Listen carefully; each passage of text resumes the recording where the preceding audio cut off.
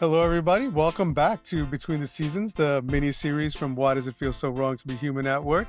I'm Pinaki Kathiari, and today I am joined by my host, Chris Lee, everybody.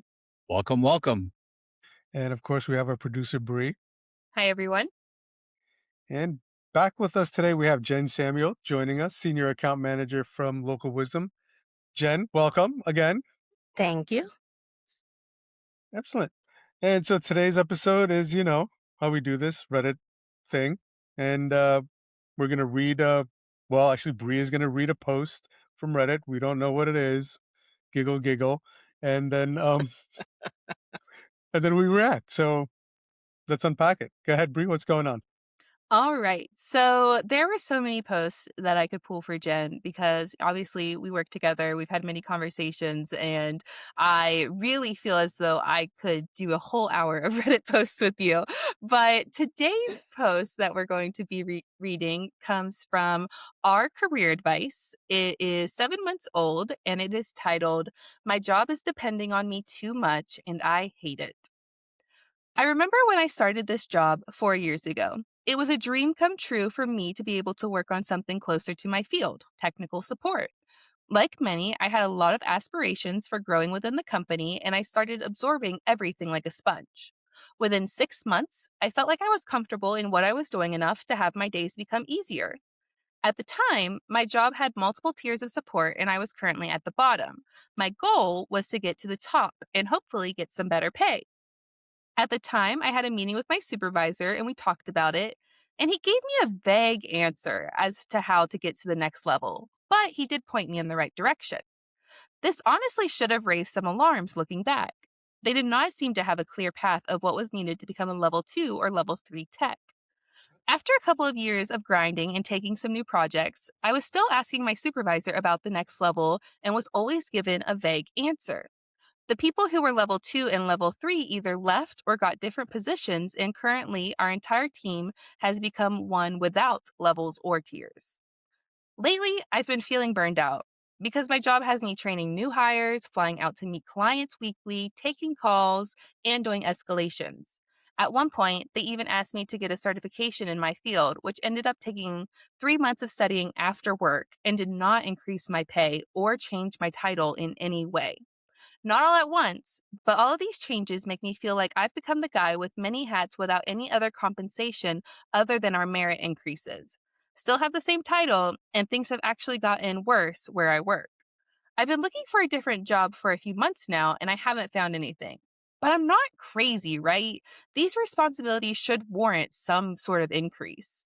I feel like I've asked so much now for a way to grow or at least some compensation for these new responsibilities that it's making me feel like maybe this is normal. I mean, it doesn't feel like it because some of my other coworkers only take calls. It's making me wish my job was just calls at the moment so I can have a normal week at work. I hold the same title as the guys who only take calls and even new hires, but I get asked to do so much more. What would you do in this situation? With the job market the way it is, I have just been polishing off my resume and applying. It would help to have some of this workload taken off by someone else, but I don't see that happening. Wow. That's fun. Oh my Time to pull out gosh. that job description. You can Yeah. whatnot, and even ask your manager, what's my job description again? Can I talk to HR for a second? There's a lot to unpack here. See if Jen or Chris, if you want to jump in. Or One of the first things that I think about, I believe that this kind of scenario is altogether way too common in many, many organizations. And I think about two things when I hear about this kind of situation. And I think it's a real shame because Damn. this OP's organization is facing down and, the risk of losing a great talent, like someone who is passionate, who is extremely valuable to the team. And so the two areas that I was thinking about, Pinaki and Jen and Bree, were number one, I think there's not enough managers or people that are in manager roles that are properly equipped to understand how to manage people, how to manage conversations like this, how to understand what their role is in providing clarity around what are your opportunities for growth? What does expansion of your role look like? And what are your opportunities for additional pay and rewards as a result? I think, so often, and Pinaki, you and I, we've talked about this a lot. I think the people that get promoted into people manager roles are promoted, and probably deservingly so, because they have the most experience and the most knowledge of the role. But that doesn't necessarily equate to this instantly makes you a great people manager. And I don't know if enough organizations really invest in skilling you up on management roles. So that's one thing. It's just the manager, the opportunity to better equip managers to have these types of conversations. And then the second thing I was thinking about was really in terms of just the nature of work itself, right? So I think, again, this is another conversation that frequently comes up as a theme where we talk about the idea that how organizations really think about jobs is you have a title, it's generally pretty vague list of KPIs. But now what we know is that we're buying your time. We're buying 40 hours a week of your time. And now our job is to cram as much as we can in those 40 hours. And this is what leads to like the burnout the OP was talking about. And no one in full-time jobs, no one ever talks about scope creep. They just keep on piling it on and you feel like you're being taken for granted.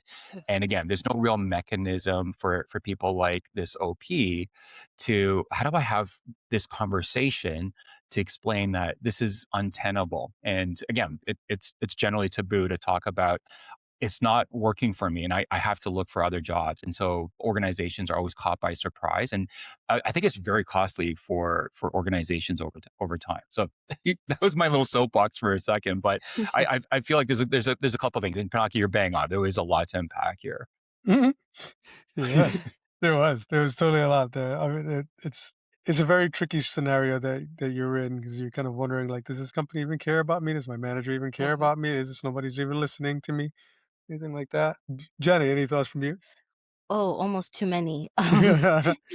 One, I mean, it definitely is a trigger because Uh-huh. reminds me of a time when I was in a specific role, and I can give examples down the line, but at a high level, it makes me think of a couple themes that we see, like even on LinkedIn when we look at a lot of internal communicators that are talking about this. I know this Reddit role sounds like it's more IT, but I think something I've kind of continued to be on my soapbox about internal comms being a team of one from my experience, where the position reports to. I think that happens a lot for internal communicators that could relate to this Reddit post. And then also you have your overall organizational culture, which is very important, but the organizational culture could be great. But what about the culture within the immediate team? And that's kind of the themes. Again, I don't want to make it too personal, but some of the things I've experienced where I could relate to the points being made. Mhm. Where I was, of course, a team of one. It was earlier in my career, so I think to be fair, it wasn't understood as a role in itself like that. And then there wasn't as much technology at that time to support internal communicators. And then where I reported. So it was interesting because I reported into HR to the immediate head of HR. So when it came to the point of like, I need a raise, I'm doing multiple roles because I had a dotted line to PR. Um, I had no in between advocate, like where you would go to a people leader who would then go advocate for you to get a role to HR Mhm. or to benefits. I was going to the head. And I was told, oh, yeah, rewrite your job description. Yep, yep, yep. And then when the merit letter came, and I'm like, this doesn't look like a raise. This is like 2%. It's not a raise. I Cost was of told it got living. yeah, yeah, I was told, "Oh, it got lost in the mix," which really just meant the leader forgot to push it forward for discussion. Mm. So the leader that I had the dotted line went and advocated for me within the team and got it taken care of. But yeah, there's so much that I could relate to in that post. Yeah, Yeah. that's kind of why I like it. Although it is a tech field that this person is in, it is a situation a lot of people find themselves in. I have a very similar situation from my first job where I kept getting more and more added to my role and I was struggling to make my pay my bills because I was entry level, just got out of college, being paid really low. And so I went to my boss and I told him, I was like, hey, like, we've added so many things to my role. I really feel as though I deserved this increase in my salary. And he agreed. And he was like, yeah, let's do this. I'll talk to HR. Months went by, nothing ever mentioned again. I would bring it up and he would be like, oh, yeah, working on that. Months still went by, never mentioned it again. I eventually got a different job and accepted it, walked into his office, handed him my resignation, and then he panicked because he knew how Mm, much I did for the company. And he immediately went to HR. And by the end of the day, had terms for a raise increase for me. And so it yeah. wasn't until they were like, oh, no, we're going to lose her, that they actually took the initiative to move forward. So there are a lot of there's a lot of different people I'm sure who have found themselves in similar situations. And yeah, I don't I my advice has always been, well, if you're not going to appreciate me and like actually value my work, then I will find somewhere else that will. Yeah. But, Yeah. you made me think of something, Bree, and I love everyone's perspectives on this. Number one is, do most employees know enough about how to self advocate for themselves? Because Mm, these are typically really awkward yeah. conversations. And I feel like, one of the things that managers can really do is play a role in creating a safe environment where it does feel like there's a meaningful dialogue about your career. And I think because of a lot of the ways that organizations are structured, time is always at a premium. Jen, you said, a team of one, and that's not atypical. That happens more often than not. Yeah. And there's always this pressure to get things done. And so to have time for meaningful conversations, no different than conversations we might have with our kids at the dinner table, where you ask them, how was school? What did you learn? And we already know what the answers are going to be. They're just dead ends, and you're not having real conversations with the kids. So that's one thing I wanted to ask was, do employees have enough understand what their own role is in self advocacy? And then the second one is um, something else. And this is, we can talk about this later, but I feel like some employees actually do exactly what this OP is talking about, having too heavily of reliance on them, but they do it intentionally Mm. as a measure of creating a fence around their own role and protecting their own role a little bit. I've seen this happen in different organizations where there's a bit of a deliberate approach to do this to create and engender a bit of job security. Like no one else knows how to do what I'm doing. So that's just another piece I was talking about. But maybe like, what are all your thoughts on the first point about, do enough employees understand how they can play a more meaningful role in self advocacy? I think it's interesting because, like, yeah, I don't think so. The way it sounds like, first of all, when I think in the OP asked the question in the post, "Is this normal?" And I was thinking, Yeah. like, no, this is not normal. And then, like, Chris went on and said, "Oh, this happens. This is very typical in organizations." And every one of you said that, and I was like, "Damn, it is normal." And I wanted to say it, not say for work word when that revelation hit me, because what it did sound like in this scenario was that in actually multiple scenarios besides OP, but your own scenarios, was that like the managers were almost actually, either they knew that either they like seriously was like, all right, I'm just going to delay this as much as I can because I don't want to face this to my upper management or whatnot, and or they couldn't like face it to you saying that, like, no, there Mhm. is no raise. It was just kind of this kind of like leading you on type of thing. And it just kind of sounded more and more like the stories, the drama that I'm making up in my head is that you're like leading me on with like no intention of doing this because I have to follow up. You're not approaching me about it. You already know my intent. And if you value me so much, then why aren't you like pulling me along with you here? And first of all, OP, yeah, you need a raise in over 2 years and a half, right? This was 4 like years. 4 They've been there years, 4 and yeah, years. 4 Oh. years in total, and like 2 years without getting anything, and you've been asking. It's like that's definitely not normal. So that by in itself, like, you need something year after year. They need to talk about that along with bonuses and whatnot. And I Yeah. do think, though, like to your point, Chris, people do have a little bit of the issue confrontation issue of asking the question. It is hard to ask the question, especially when it's not a safe place to ask the Mhm. question. Mhm. And so for like managers, like first of all, like, you know, don't pull people's strings along, just kind of, if anything, be real. Like, I could give you the raise or I can't give you the raise, or there is upward mobility or there is not upward mobility. Let's just be kind of real with it, because if you're not being real with it, you're just, at the end of the day, you're kind of being dishonest, and no one can trust dishonesty, and you can't build culture over Mhm. dishonesty. So just be transparent about it. I tell my folks too, is that I am not afraid to talk about money, salary, whenever you feel like you need it. Talk to me about it.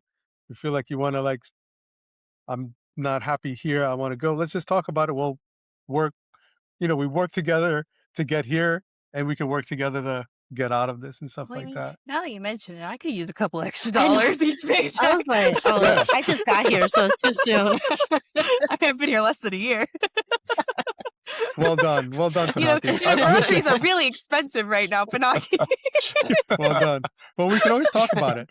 Just- and I Yeah. appreciate that, because I do feel like we do have an environment where we can, and I've worked in environments where I felt like I couldn't before. I have another horror story I could share.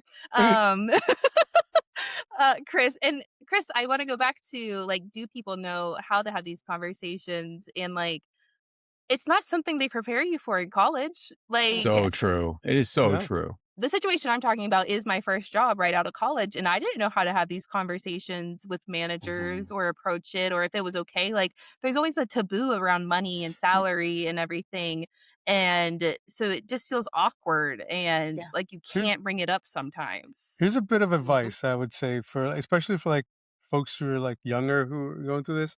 I want you to try to get to ask for something and try to get them to say no. Ask for something looking for the no. Mm. Mm. And I mean, like, I've had to go through rejection therapy. In fact, one of my first jobs out of college, I got an offer rescinded because I was negotiating too much.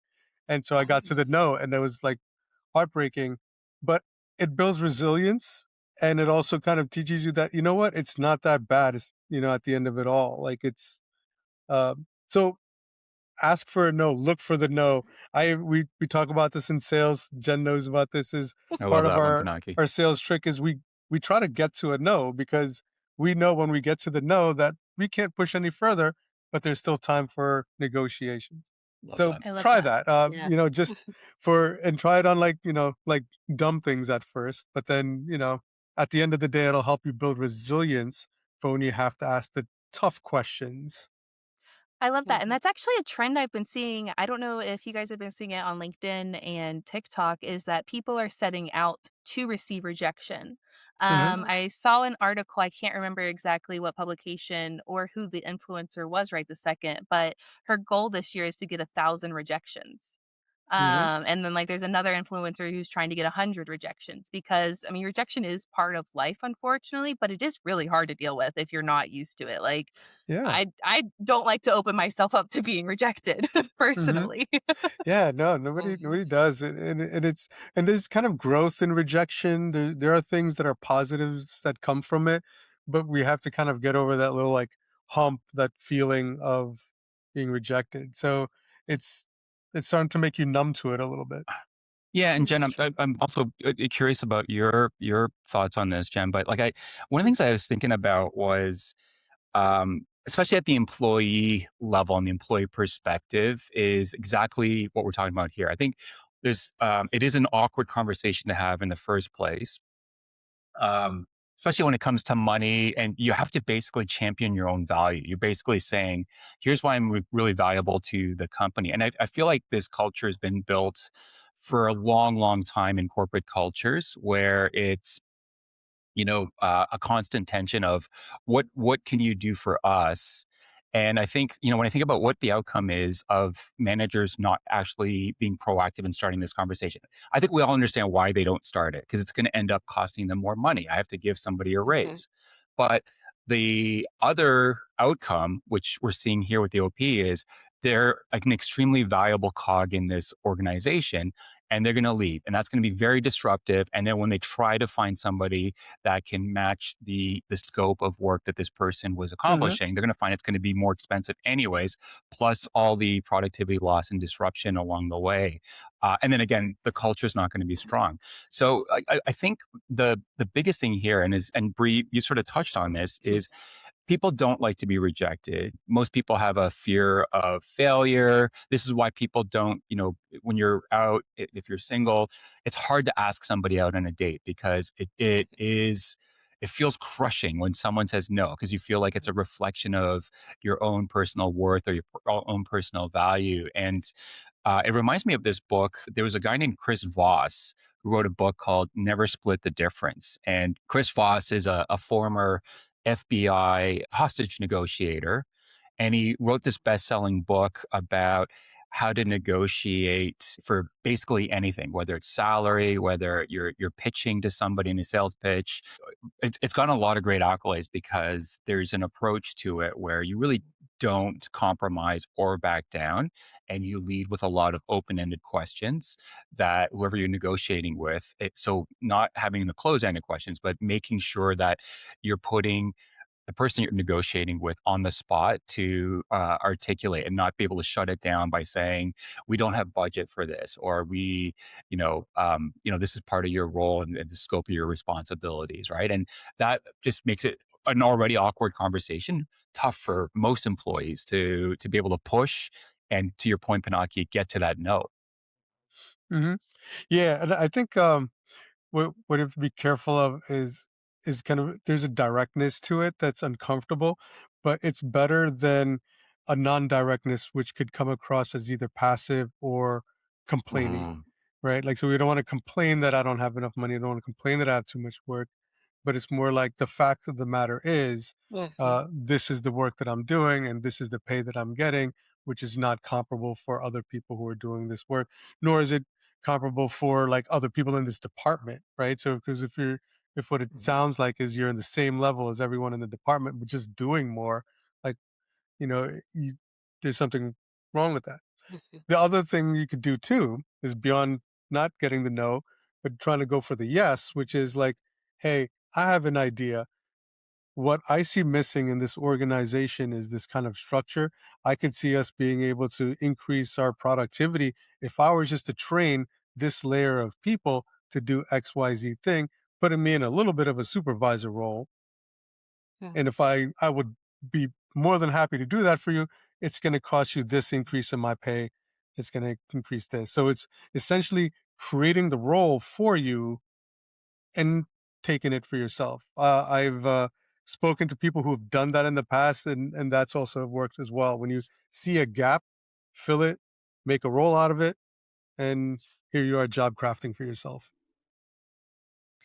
That's interesting because I think for me, I guess it also depends on your personality and Hmm. your drive, right? So it sounds like Pinaki, earlier you mentioned about over negotiating, so you kind of had that drive to do it. I always say, I'm honest, I'm a comms person at heart, so I'm the touchy feely, and it was difficult for me when I was in that position. So the confidence to be able to do that came over time when I realized, oh, if I don't speak up for myself. So my situation was more like what you just explained, Pinaki, where, well, not that one, but I didn't necessarily build a business case because that just wasn't natural for me.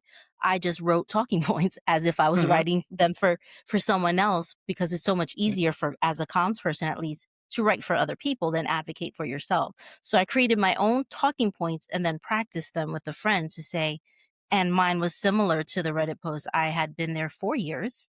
The Mhm. role has increased. I'm doing the job of two departments and I have not received a raise in 4 years. And this is what salary.com says the rate should be. And but yeah, but after that, as I left and I saw that not every company has that type of culture in the sense of like they're gonna be overly demanding, then I could start to feel, oh yeah, this isn't normal, this craziness, which I think that was one of the questions, right? Being so relied on, is this normal?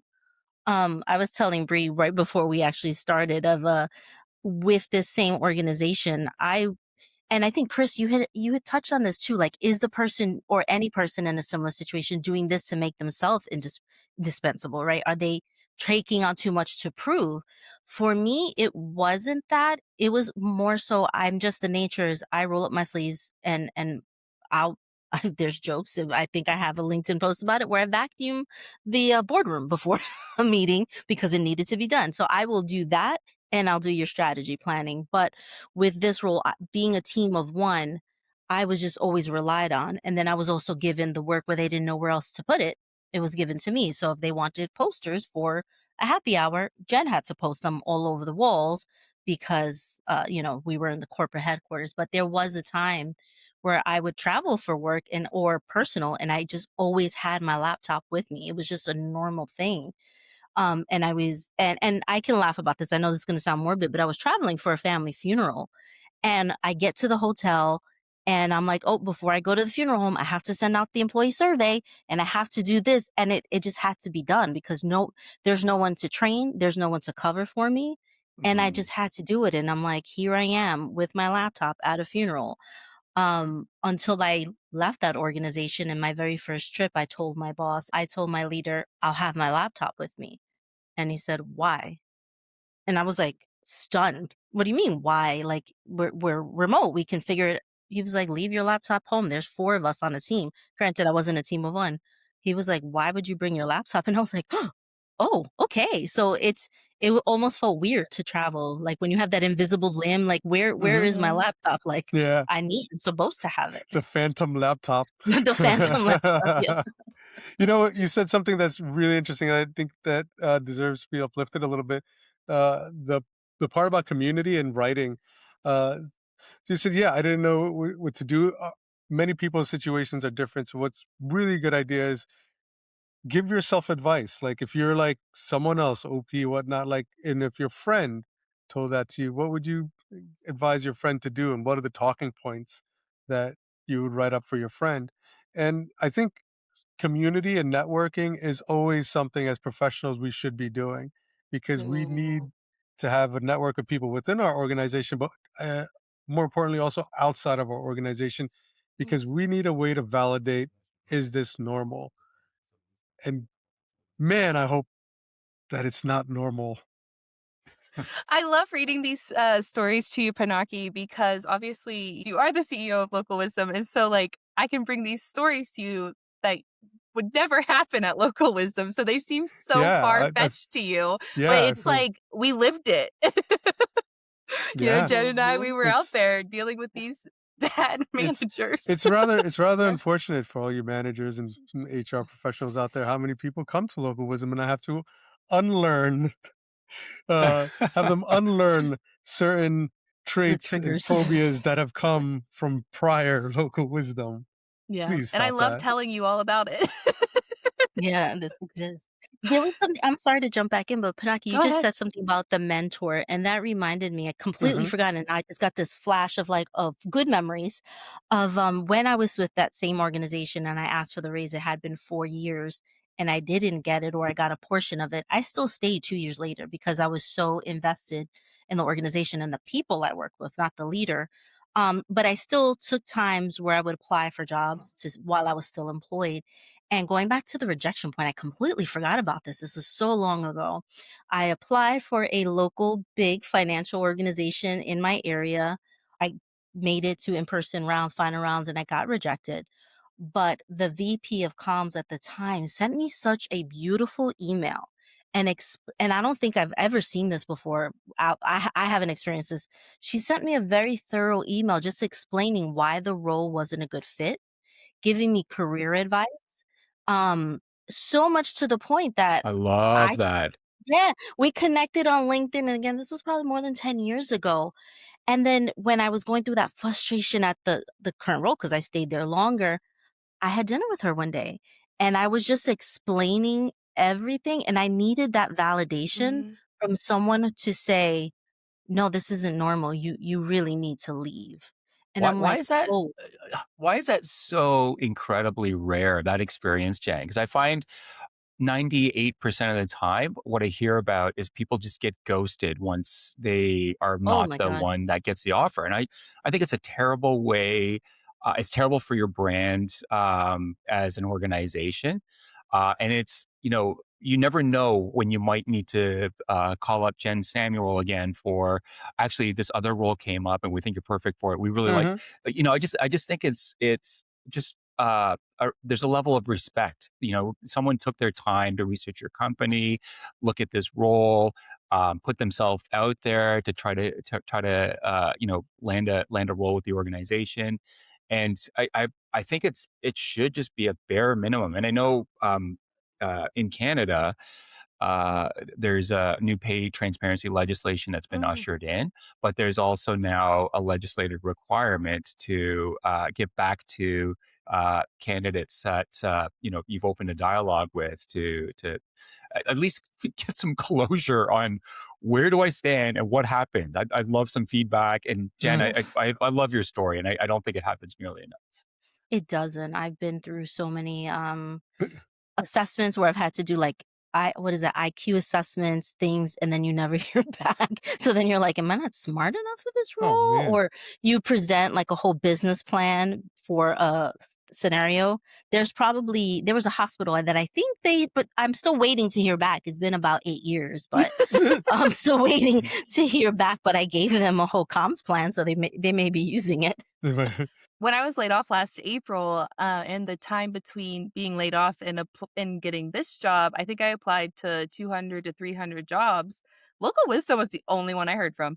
It's the only one that like a human actually reached out to me. The rest of it was like all automated. Unfortunately, you have not been selected, and Mhm. I still get some. It's been like over Mhm. 10 months. It's been almost a year, and I still get automatic The backlog. rejections. And I'm It's like, I didn't need this on my Tuesday morning. You're like, well, I don't want you anyway. I didn't ask to be rejected randomly today. Like, wait a minute. I think we're in an app idea right here with this kind of rejection therapy. We just just like random rejections. randomly reject people for nothing. Like Yeah. you'll just wake up, you'll get a notification. I'm sorry, Bree, but you didn't make it today.